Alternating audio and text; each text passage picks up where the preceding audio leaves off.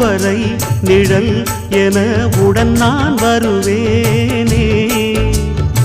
ஏழ் பிறப்பும் உயிர் துணை உனை நான் பிரியேனே.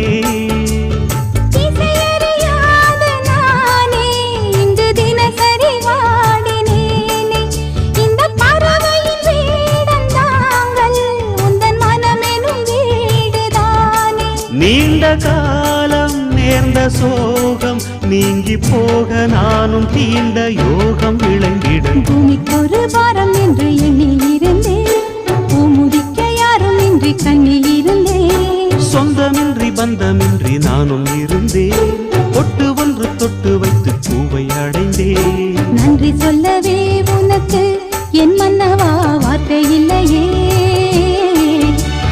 தெய்வம் என்பதே எனக்கு நீ அல்லவா வேறு இல்லையே. வாழும் வரை